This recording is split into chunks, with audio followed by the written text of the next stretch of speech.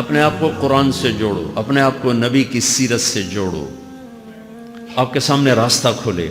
میں آپ کو سارے قرآن کا خلاصہ بتا دیتا ہوں، سارے قرآن کا خلاصہ بتا دیتا ہوں۔ ایک چھوٹی سی سورت سارے قرآن کا خلاصہ ہے، یاد رہے گی تو فائدہ اٹھاؤ گی، نہیں رہے گی تو فقیرانہ آئے صدا کر چلے، میاں خوش رہو ہم دعا کر چلے۔ چلو تمہارا اتنا تو احسان ہے کہ بیٹھ کے سن لو قرآن میرے۔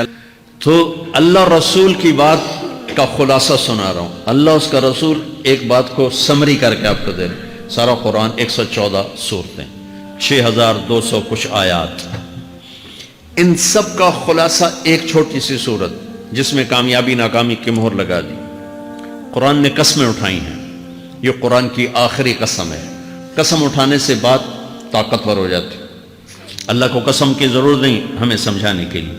پہلی قسم قرآن کی سورہ نساء میں فلا وربک لا یؤمنون حتی یحکموک فیما شجر بینہم، یہ پہلی قسم۔ دوسری آخری قسم ہے قرآن کی والعصر، یہ آپ کو بتانا چاہتا ہوں، مجھے زمانے کی قسم ہے بچوں، میرا اللہ نے کہا والعصر، مجھے قسم ہے زمانے کی، ان الانسان لفی خسر، ساری دنیا کے انسان یقیناً ناکامی کے سمندر میں ڈوب گئے۔ فی کا لفظ بہت خوفناک مطلب دے رہا ہے، یوں دکھا رہا ہے جیسے سفینہ انسانیت ناکامی کے سمندر میں ڈوب رہا ہو، غرق ہو رہا۔ تو پوچھنے والا پوچھتا ہے یا اللہ کوئی بچا، کوئی بچنے کی امید؟ کہاں؟ 4 کام کرنے والے ناکامی سے بچ سکتے ہیں۔ اچھا، ناکامی کسے کہتے ہیں اللہ کی نظر میں؟ اللہ کا راضی ہونا کامیابی ہے، اور اللہ کا ناراض ہونا ناکامی ہے۔ جنت کا مل جانا کامیابی ہے، اور جہنم میں گر جانا ناکامی ہے۔ یہ قرآن کا مفہوم ہے۔ فمن زحزح عن النار وادخل الجنہ فقد فاز، جو جہنم سے بچ کے جنت میں چلا گیا وہ کامیاب۔ ناکام کون ہے؟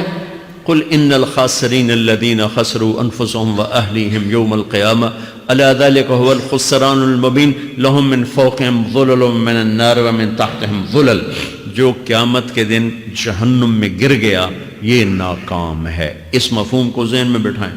تو میرے اللہ نے کہا والعصر، زمانے کی قسم ساری دنیا کے انسان ناکام ہیں۔ ناکامی کیا ہے؟ جہنم۔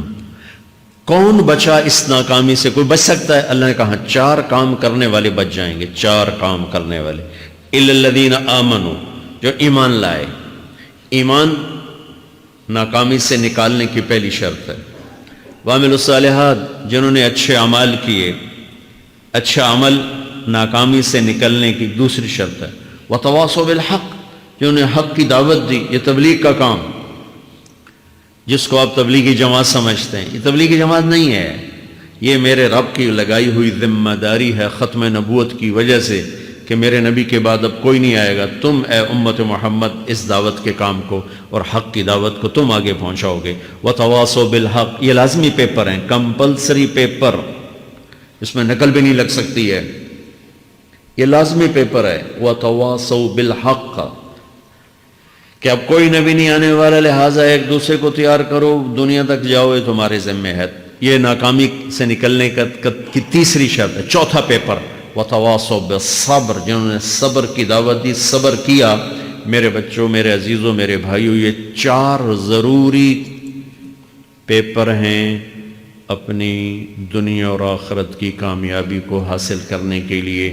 یہ 4 ضروری پرچے ہیں دنیا اور آخرت کی ناکامی سے نکلنے کے لیے۔ یہ بہت خوبصورت مطلب بنتا ہے۔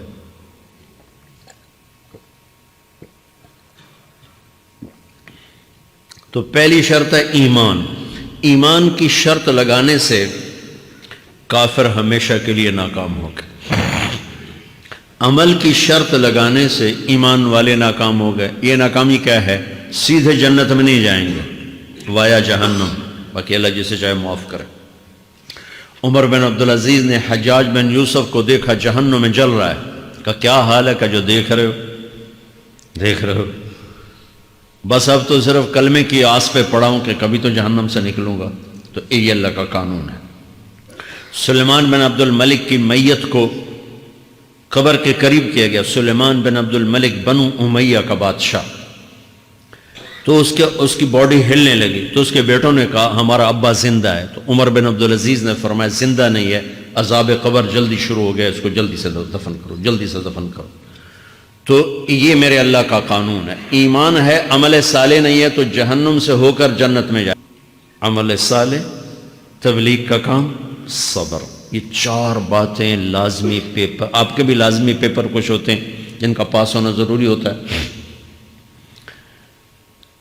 ایمان کا درجہ کیا ہے؟ ایمان کا آخری درجہ 33 نمبر والا بتا دوں، 33 نمبر والا، تاکہ تسلی ہو، خوف نہ چھائے کہ بھئی ہمارے پاس تو ایمان ہے ہی کوئی نہیں، ہم کیا کریں۔ نہیں، میں 33 نمبر بتا دیتا ہوں، اس سے نیچے جاؤں۔ میرے نبی نے اپنی امت کے کمزوروں کو بھی لیا اور اوپر والوں کو، صدیق بھی موجود ہے۔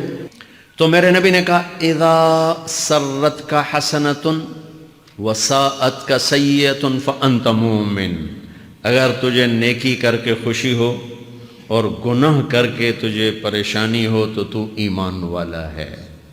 اگر نیکی کر کے خوش ہو اور گناہ کر کے پریشان ہے تو تو ایمان والا ہے، فانت مومن، تو ایمان والا ہے۔ یہ ایمان کا آخری درجہ ہے، اس کے آگے پھر مائنس کام شروع ہو جاتا ہے کہ نہ نیکی کا شوق ہو، نہ گناہوں کا کوئی ڈر ہو، نہ ندامت ہو، نہ پشیمانی ہو، تو پھر یہ انسانوں سے نکل کر جانوروں میں چلا جاتا ہے۔